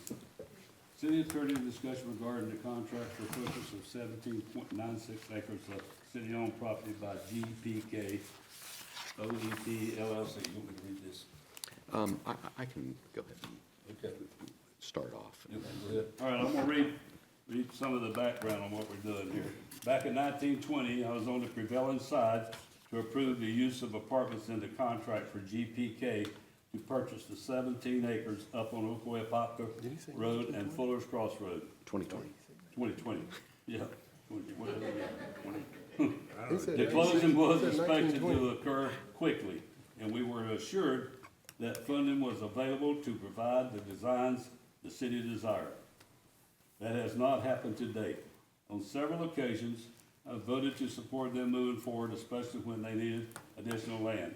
However, over the past year or so, I've reevaluated my position and believe that apartments may not be the highest and best use for that area, whether or not the ball field facility is developed. Since I was on the prevailing side, I had the ability to revisit the apartment issue and would like to either remove that use from the contract or, if possible, cancel the contract entirely. Mr. Attorney, what option do we have? Well, this issue was presented last summer, and staff has been looking at this. I've been looking at this. We've been looking at funds received relative to this contract, and it appears that not all monies that were owed under this contract were paid to the escrow agent. So the escrow agent was originally the Sheffield Lohman law firm, and then it became our law firm. We have in escrow $75,000 from GPK OET, which is consistent with the initial $10,000 deposit and the subsequent $65,000 deposit. What we do not have is a $5,000 contract fee, nor do we have deposited either of two $15,000 fees that were required in order to extend the governmental approval deadline. The governmental approval deadline should not have proceeded beyond June 17, 2022, according to the contract. The other bit of information that I received today was that GPK OET was to provide evidence of insurance with the city as a named insured for when their inspectors went on the property. The city has no record of receiving any insurance certificates. So I'm not so familiar with the institutional history of this whole thing as I am with looking at what the contract requires, which are these payments, the total of $30,000 to extend governmental approvals. I don't see any provision here for extending governmental approvals beyond June 17, 2022. There is a provision in the contract that says time is of the essence. And when time is of the essence in a contract, that means the parties really ought to be held to deadlines in the contract. I don't see any waivers of these requirements in writing. There is a 10-day cure period that would have to be provided to GPK OET if this commission were to decide that it wanted to terminate the contract. They would have 10 days to cure. I don't think in 10 days they could possibly get governmental approvals. There is some question in my mind as to the refunding of the deposit that was paid early on. There's some language in the contract that indicates that that deposit could be liquidated damages to the city for having taken this property off the market for all these years. There's also language in here that requires the escrow agent to return to the party that delivered the same any funds delivered to the escrow agents. There's some conflicting language there. And so that if the contract were to be terminated, I think the city could expect a claim from GPK OET for the return of their deposit. And then as far as the history of this whole thing, what was supposed to be there, probably Mr. Rumor is in a much better position than me to remind you of that history. You're all looking at me. Okay, I'll give you that history. Back in 2020, 2019, the city put out an RFP, request for proposal on this property. In the PUD, it has afforded commercial uses for this subject property, and we put out an RFP, request for proposal, and GPK ended up getting selected for that. And maybe it may have been somebody else that then assigned it to GPK, and we approved that assignment. But after they were selected and approved by the commission on that and going to contract, they came back several months later and said, well, they approached us, staff, and said, we want to do apartments, and we said that's not a right place for apartments. They came to the commission, was able to get in front of the commission and said, we've got a Kubota dealership we're going to put there, or we can put apartments. Please approve apartments as an acceptable use in the contract, and the commission approved that. We worked with, oops, what did I do? It's not showing on the TV. I don't need to show the computer, or is it? There we go. Okay, hit the wrong one. So we worked, they applied, they were in the preliminary site plan process, and in July 22nd, 2022, we took a mixed-use plan, had commercial on the corner of Fuller's Cross and Ocoee, and it had the apartment buildings, and then the center is really the main part of the approval of the mixed-use apartments is this, see how the center was combined with a courtyard in the middle? That was sort of staff saying, you know, for a mixed-use project, this is something that we could stomach, this is something we could put forward. They went through to P&Z and stopped at that point and never made it to the city commission. There was some history there with the road improvements for Fuller's Cross and Ocoee, and they needed some additional stormwater, so the city provided the opportunity and put the property to the north where you see that large blue square to the north, and we worked on a plan, got a plan together, and said, okay, let's submit. That was in August of 2022. Then in April of 2023, they said, well, we have another plan. We want to change it. We want to go over to the west. So we canceled the contract to the north. We put the 6.7 acres to the west under contract. The plan changed a little bit. That was April of 2023. 9 months later, they said, we've got another change. This is just not submitting, not going through. And you can see, this isn't colored, but what happened is they went to a garden apartment as the main identity of their development. Walk up, standard garden variety. They moved the retail off the corner of the road, moved it up on Ocoee, and they provided these sort of like a townhome type apartment units. And we addressed that. That was not acceptable. Staff would not be providing a recommendation. These are the architectural renderings for the area. And then we finally worked and got at least the architecture to sort of change. These are the townhome areas that we agreed to. This is a workable model that we could move forward with. And then they said, okay, well, we want to change it again. So they provided a fifth plan 8 months later, where they took away the building on the corner to try to set this more urban-esque mixed-use center. We wanted activity up on the street corner, up on the streetscape. They revised the plan yet again, and I kind of circled some of the changes. The plan on the right was the one we negotiated, and then they submitted this. And now we're on another plan concept that they're working on. And so just the confidence, as staff never wanted apartments there. We were going to make it the best project we could in line with the commission's thoughts. Just want to let you know that staff never foresaw an apartment community here, and it has been a commercial tract in the PD. And just wanted to give you that history. We're on now plan number 6 with this developer. Just to get back to planning and zoning, just to get the preliminary plan. It still needs all the final site plan. So that's the history.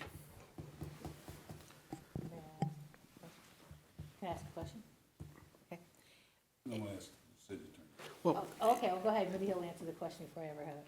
well, I'm assuming the question is, what are the options? And so I've heard, well, one option is you can declare the buyers in default and terminate, give them their 10 days to cure, after which the contract will be terminated. I don't know if they will bring some sort of claim in response, but that is the prerogative of this commission. I also heard a desire not to see apartments at this site. There was apparently some kind of approval by the commission to allow it as an allowable use. You all could rescind that use. Those are at least two options. I don't know if Mr. Rimmer can think of any others.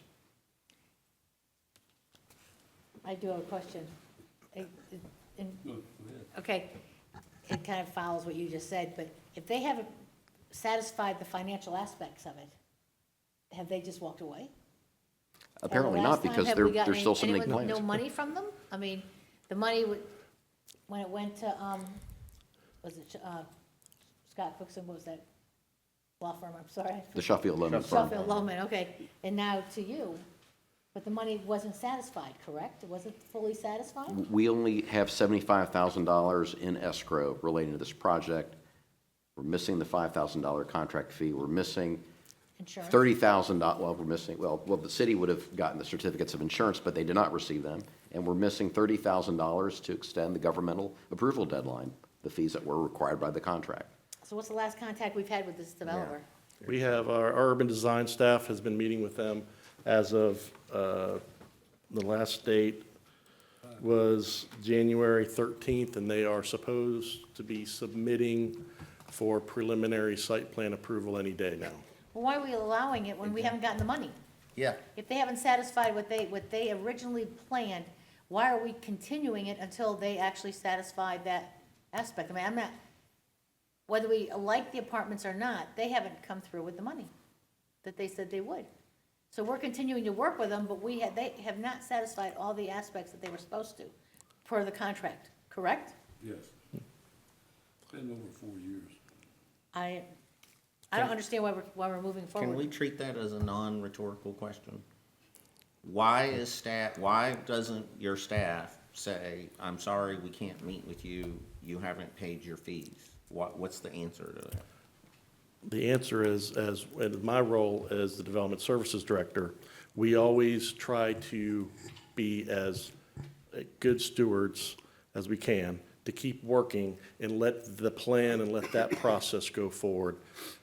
Contractually, there's a side element to it that wasn't adhered to a T, but staff's always going to do their best job in keeping the process going. Yes. If I could add to that,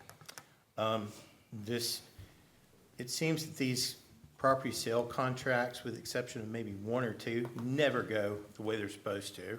And I don't mean to editorialize, but we have experienced the full gamut of the kind of things that a developer can do when they put a property under contract.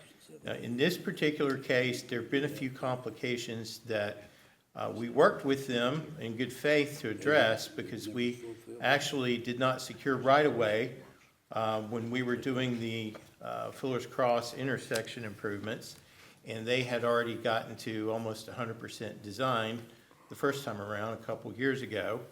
And so we gave them some concessions on that, but I agree, we should probably have some controls in place to prevent someone from proceeding past a certain point without editorializing on the climate through the first couple of years of the contract. That's easy to remedy. I would also just offer, since I have the mic here, that regardless of what you determine to do with the contract, it's important to consider that this was a commercial property, and you definitely need to deal with the multifamily use as a body, and, you know, the commission approved that unanimously 5 years ago, so one of you could, you know, has brought that up tonight. So that's one that staff would be really supportive of. Let me ask this, because I was not here when all this was happening. Uses would typically be approved in a PD. They would be, you would have an ordinance, you go through 2 different readings. Did any of that happen back when we had this apartment approval? Or was this just direction to staff saying, you know, you can go ahead and work with them? At the time, there was room in the PD without adding new uses or adding new density to make something work, so it wasn't required at the time. But we have had further development utilize that density, but we also had some other density come off the table in there. It's a large PD. When the tech school came in, there was a lot of density attributed to that parcel to either be a bus depot or townhomes. So there's a lot of density available. So there was apartments were an approvable use in the PD. So there was no need to take the PD up and bring it forward and add additional density and new uses, because it's all fit within the PD, just the tracks were kind of designated differently, different uses in the tracks. Okay, I'm just, because I was not here, I just don't know whether you can take away use without going through the whole process of having ordinances and having 2 readings of an ordinance. I just, you know, but I think the cleaner question here, in my mind, is, you know, was there a default? In my mind, there were some clear examples of noncompliance with the contract, and I think that would be the cleaner way to go tonight if you're. Then figure out the. I have a I question. thought we had a thing on not building any apartments right now anyway, so. We had a moratorium overall on Moratorium. development, not a specific use. So Yeah. why not do what we need to do about their contract, and then we figure out what to do with the zoning? I have a question. Go ahead. That was where I was going, was the update to the comp plan and the land development code. You said at the time that this came up, we didn't have to have an approval for that use. Currently, if this project came to us, you would, correct? We will look at the density to see what the Marlowe development is at and this development, and see what the density of the PD has. If it doesn't, if the total density is gonna increase, Yeah. then we would tell them, hey, we need to get, you know, you need to lose 8 units. So Okay. that evaluation would be going on, yes. Okay. Yes. Thank you. All right, what do you commissioners wanna do? Well, as the note says, I'm the one who brought this up in June of last year. It's in my district. The property's been sitting, and everyone just keeps asking me what's going on, what's going on. We voted on it. I was on the P&Z at the time when it came up. And we tried to offer, the church made some concessions, and you were Yes. trying to make concessions. So I'm comfortable with making the motion to void the contract and start the 10-day process. So it'd be a motion to declare default and with 10 days to cure. Absolutely. All right, do I hear a second? I'll second that. Second, Commissioner Firstman, second. Any more comments? I have one question for the attorney. Can you defend that? Sorry? Can you defend that? That they're in default, yes, I can. You can. Okay, I just want to make sure, because. I just don't, because I was not here during everything that has happened for the last 5 years. I don't know if there's some fact out there that they can latch onto, but sitting here right now, I don't see one. Okay. But that's part of the process. That's part of the 10-day process, the review. That would be if they can come back and say, well, hey, no, we did give the Absolutely. $30,000 to Sheffield Loman. Here's a copy of our check. Yeah. Okay. Then they could do that. They could can buy demonstrate it that. Apple. I'm All right. comfortable. So that would be my question as well. When these funds were due, seems it's been a while, my question would be, can they prove that these funds were paid to secure this contract? If not, I agree with Commissioner Kennedy. All right, let's vote. You read it off. Yes, it's a motion to declare a default of the GPK OET purchase and sale agreement and giving the contract buyer 10 days to cure the defaults. All right, motion made and seconded, let's vote. Okay. Motion carries unanimously. All righty. All right.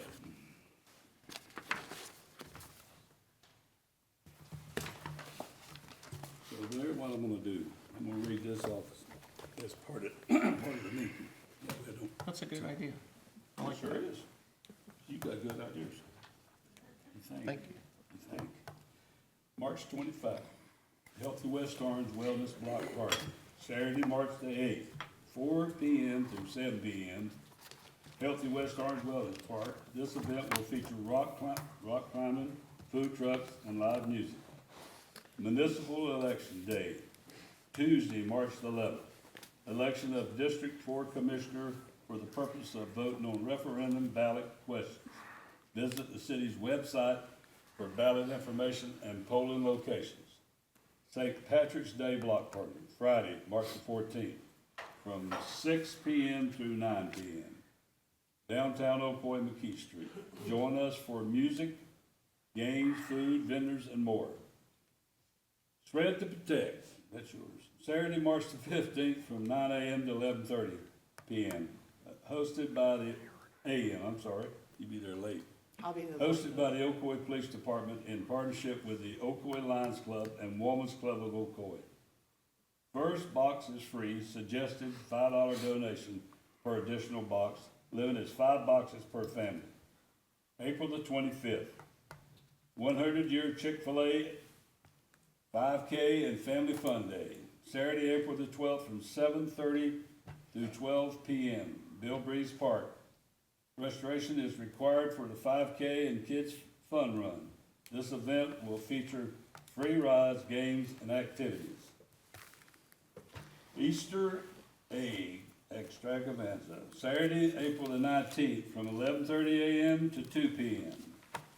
Ocoee Lakeshore Center. Enjoy an egg hunt, exciting games, crafts, and visit with the Easter Bunny. All right, now we'll start the comments. Commissioner Oliver.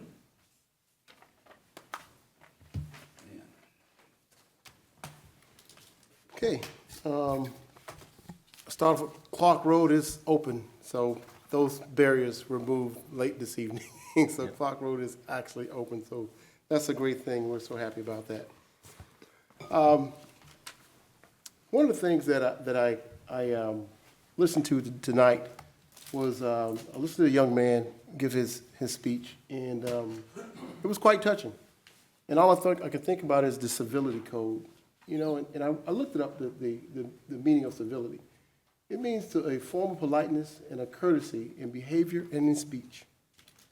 I hope that we can treat each other with civility and respect as we move forward. I have sat on this dais for the last year, and I have been attacked many times, several times. And that's quite all right, because I can deal with that, because greater he is in me than who's in this world. I answer to a higher power. And I stand on my faith, regardless of whatever man does or whatever they say, it's okay, because I can forgive. So whatever's been said about me or to slander my name, to assassinate me in a political way from this dais, it's okay because I can forgive.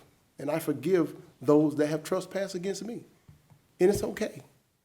So but one of the problems I do have from last week's last meeting is there was a slanderous remark made about my wife.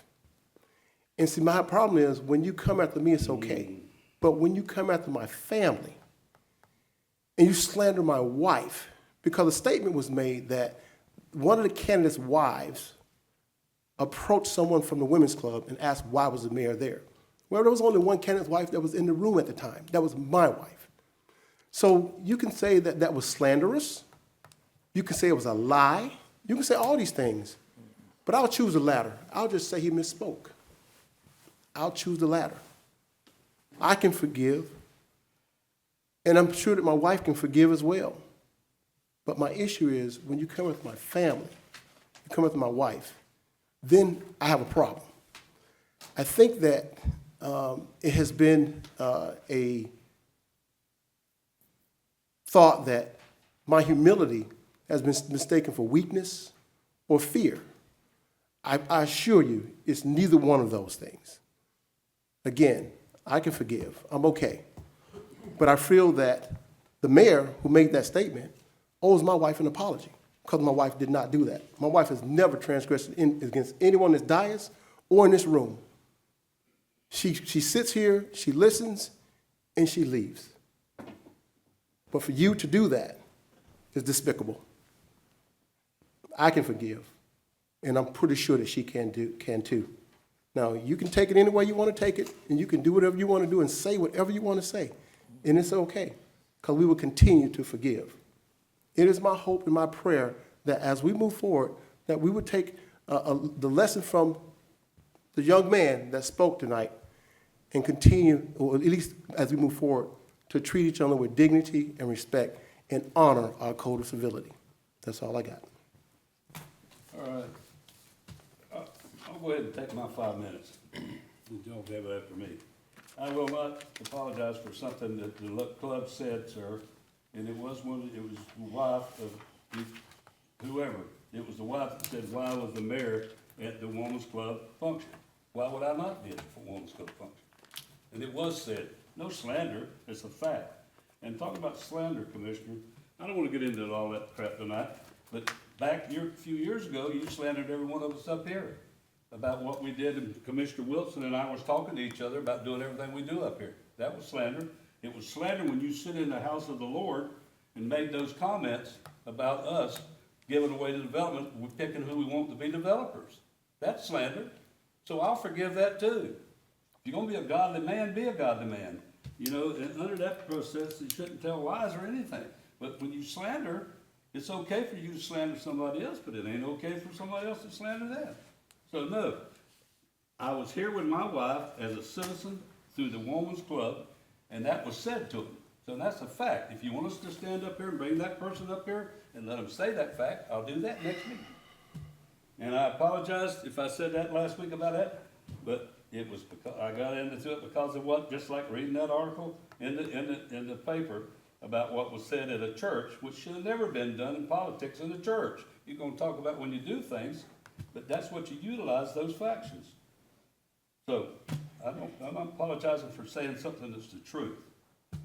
It was not true. It was not true because my wife was here and didn't say anything to anyone. Well, I'll bring that lady. Please do. Please do. My wife said nothing to anyone. Well, please do, because my wife said nothing to anyone. Count my That's time. not the truth. Stop the time.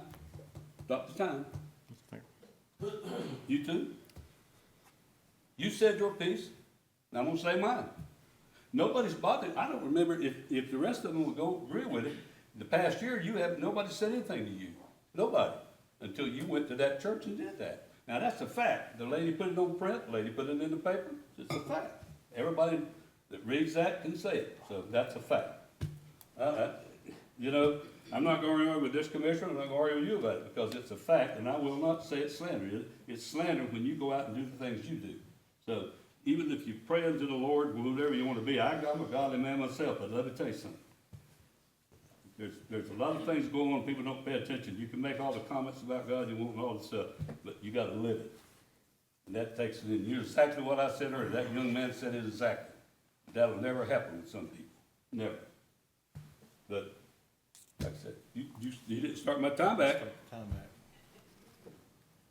I'm about done anyway. So, yeah, I will say that I've done this for a long time, 39 years, and I've never had too many things I've said that was offensive to people except what needs to be said.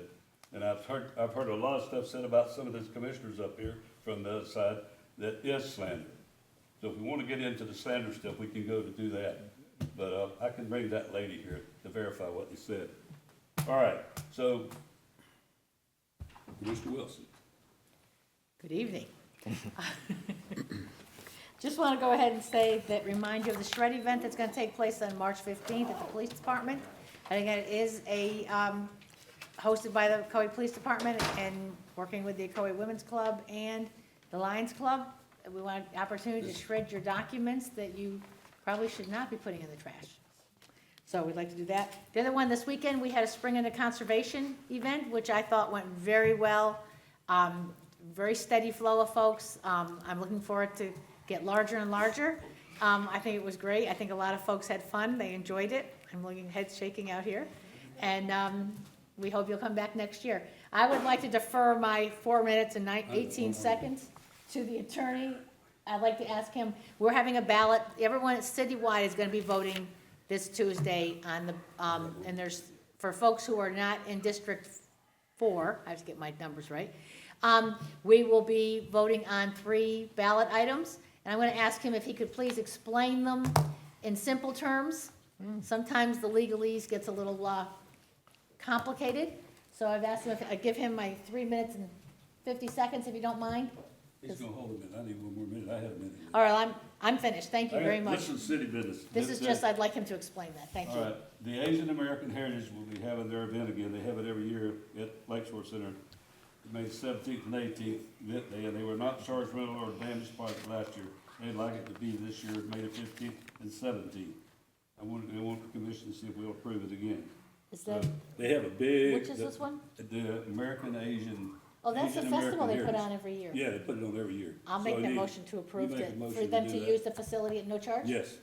Do I hear a second? And it's open? I'll second. Yeah. Okay. Motion made by Commissioner Wilson and seconded by Commissioner Kennedy.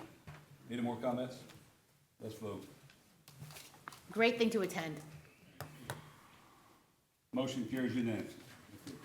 Thank you. All right. I just want to defer if he doesn't mind. I don't mind. I hope there are 3 questions. I hope they're not too full of legalese. If they are, that's my fault. And so I went with the direction of the city commission a while back when I was directed to draft these. The first question says, Section C9 of the City of Ocoee's charter shall be amended to provide that the city commission has authority to interpret and enforce the city charter, subject to review of such decisions by a court of competent jurisdiction. Shall the above described amendment be adopted? I think it's implied by the charter, it's implied by the city's home rule powers that the city commission can interpret its own charter, but it's not stated explicitly. There was a judicial opinion that appeared to call that into question, and so the intention here was to make it crystal clear that the city commission does in fact have the authority to interpret the city charter, subject of course to review by a court of competent jurisdiction if the charter is interpreted in such a manner as to harm someone. If that person disagrees with the interpretation, they could certainly go to a court and ask for a declaratory judgment that the interpretation is incorrect. The second question says, Section C10 of the City of Ocoee's charter shall be amended to provide that the City Commission has authority to judge the qualifications and eligibility of candidates for the commission, establish procedural rules for C10, including ensuring that notice and due process is given to affected persons, and provide for review of such decisions by a court of competent jurisdiction. Shall the above described amendment be adopted? And so that judicial opinion that I referenced called into question the authority of this city commission to judge the qualification and eligibility of candidates to the commission. There was language in the charter that says that you can be the judge of the qualifications of members to the commission, and the judge said, well, a member of the commission is not a candidate for the commission, and this particular question is to make it crystal clear that the example was given earlier, that if someone is running for the commission who is not a bona fide resident of the district that they seek to represent, or if that person is, for example, a felon whose rights have not been restored by the governor and they're ineligible to hold public office, that this commission would have the authority to judge that that person is not eligible to be a candidate. However, if this commission were to rule in error, that disqualified candidate would have an opportunity to bring an action in the circuit court and determine otherwise, that that person could in fact run for office. And then the last question says, Section C-17 of the City of Ocoee's Charter shall be amended to state that a member of the City Commission who resigns cannot thereafter seek election to any part of the same term of office from which the member resigned. Shall the above described amendment be adopted? And so that was a determination of this commission maybe a year and a half ago, and that is to make it clear that once you resign, to say if you want to run for mayor and you're a sitting district commissioner, you're done. You could not run for any portion of the term from which you resigned. And so this is asking the voters if they agree with the interpretation of this city commission when this was determined to be placed on the ballot. I'll ask you a question about that. Yes. Wasn't that because they put that on the ballot? Why don't you put your microphone on there? Wouldn't that be because they're putting that on the ballot at the same time? Isn't that what they were talking about? Well, I mean, they'll put that same seat on the same ballot time as the one. Yes. Huh? Yes, You're So correct. that's why that says that. Well, I think this came out of the resign to run statutes, of Florida statute. And I know, Mayor, that you had stated on the dais that at one point you resigned your seat as district commissioner, and your belief at the time was that was it. You could not go back and run for any portion of that original term. Yeah. And so this was to memorialize the understanding of this commission at that time. What it does is it stops you from having to spend $20,000 or $25,000 for another election after that. It just puts that seat on the same time that ballot's going out. That would probably be the effect of the ordinance change that was made here that places qualifying back in December. Yeah. And so that was to try to avoid the need for a special election. Yeah. You understand that? Yes, thank you, I just wanted that, so folks will vote, please vote on your citywide ballot. Just saying, thank you. Kennedy? Yes, sir. I'm just going to say QED, which means that what was demonstrated. I think we just saw the reason for what I want. What we did when this commission took over in 2023 was we passed those rules to put an end to this.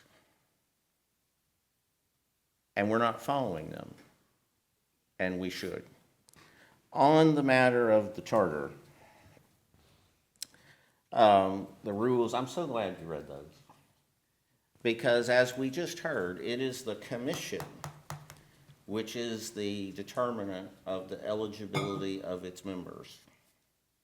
When the mayor announced in his public comments that the charter had changed and that they had told him he could run for a fourth term, he pointed to our city clerk and our city manager. In an interview, he later said the city attorney told him that. None of those three people have any decision-making authority, except for this man, at a day-to-day basis, pardon me. But on that issue, none of those three people have any decision-making authority in this city on this issue. The role of the city attorney is to advise the commission. We got into this mess in the beginning 2 years ago when one of our commissioners asked our then city attorney for campaign advice. And instead of saying, I can't do that, he gave campaign advice and started this argument. He directed our city clerk what to do and avoided our city commission.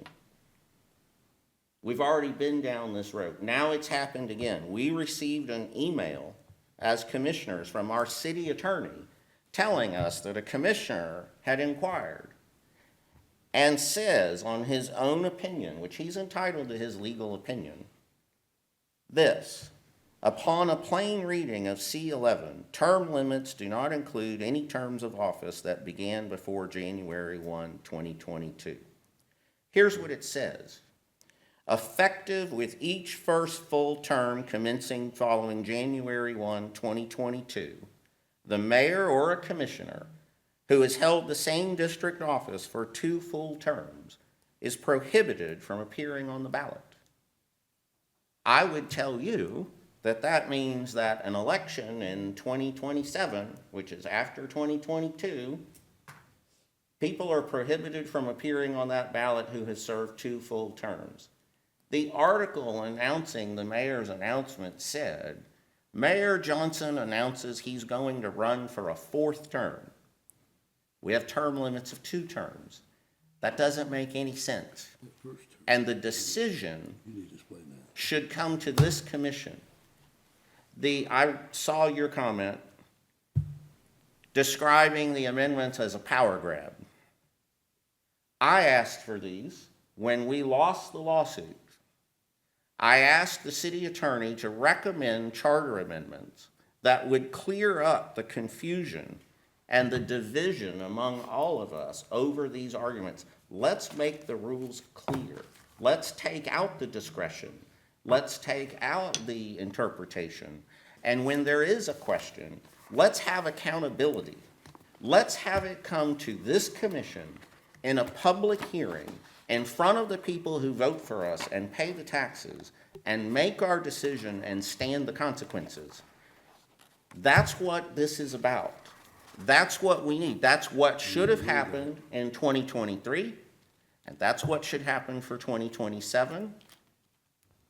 The city attorney, with all due respect, doesn't make that decision. He's welcome to defend his legal opinion in the public hearing and to advise the commission. We're all entitled to have a different opinion. This is what's wrong. This is the problem. My wife sits back here at every meeting. Lots of wives do. That's their right. We do have a civility code. We should be following it. And we should be making the decisions under the open sunshine, in public, accountable to the citizens, not going to staff and getting them to make decisions and using them as cover for what we want to do. All right, I'll make a comment. Your time's up. No, Yeah. I still got the gavel. I'm gonna make a comment, sir, and I want it, you just made a comment. I want Craig Shadrick, city manager, tell her who told me. And did you not, with Melody, tell me that? Okay. Yeah. Let me just clear the air for everyone. The city manager does not make any interpretations based on election law or. That's right. Or that.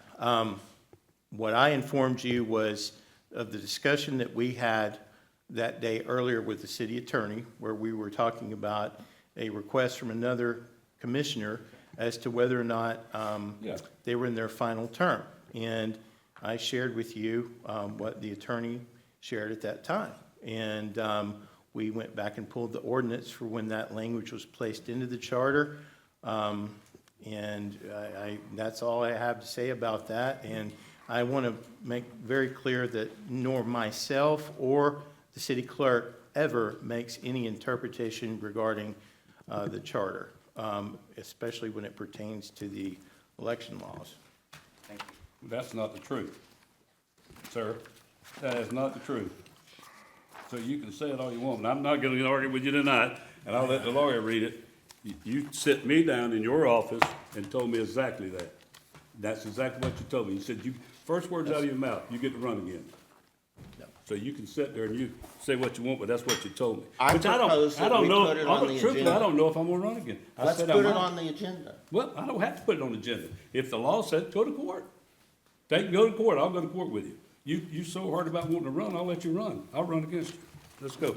All right. What I does don't it want say? to keep What does it- yeah, making you the do. same What does it say? mistakes that get us Let the in lawyer trouble. read it. The dates are there.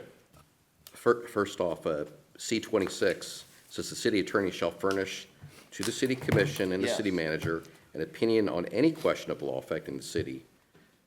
And so I was asked, But that's not what that Let says. him finish It reading, doesn't say let him single finish commissioner. reading what he's saying. so the language in question says effective, so it's not effective, with each first full term commencing Yeah. following January 1st, 2022. A mayor or commissioner has held the same district office for 2 full terms is prohibited from appearing on the ballot for election to that office.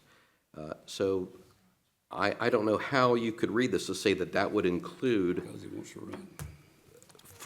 full terms that commence before January 1st, 2022. Well, we can discuss that So in the public hearing when we it's are on right the now. agenda and the citizens are allowed to speak. They can And- speak.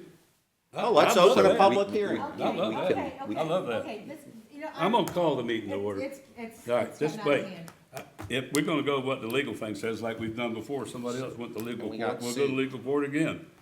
That's fine with me. You know, you made the comments. I beg to differ with the city manager. He flat told me. So he I can have sit a there and question say, for the "Oh, city attorney, yeah." a point of order. Yes, sir. Where that says that commission, you're there to advise the commission, right? You just Yes, read. in a couple of So different. when we advise the commission, we do it here in a meeting, all 5 of us together, I can in front of our citizens. I can advise the commission during a public hearing, or like I did in a memorandum to all of you after at least two. After the fact. After at least 2 commissioners asked me. And you a put few the questions. mayor in a bad position. I sympathize with him because the mayor thinks that he can rely on your opinion as law.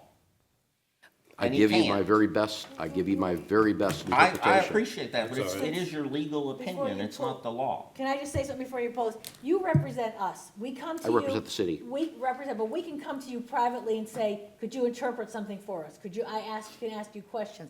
I'm not gonna say what I wanna say because you'll have to bleep it out in the next room. But this is getting out of hand right now. We are very unprofessional. Very unprofessional. This is our audience. We have an audience on TV, and we look like, I won't say it. We just don't look professional, and I apologize, I'm going to apologize to the group tonight, because Me I'm too. sorry with the way it looks. Me too. And it's not the impression I want to give as your commissioner. And I don't act this way, and I'm going to try not to act this way to you. So I'm going to apologize for tonight. I'm done. Well, I like, it is what it is. If the law says that, you can or you can't. So that's how we do it. All right. Well, we'll see. Go to court.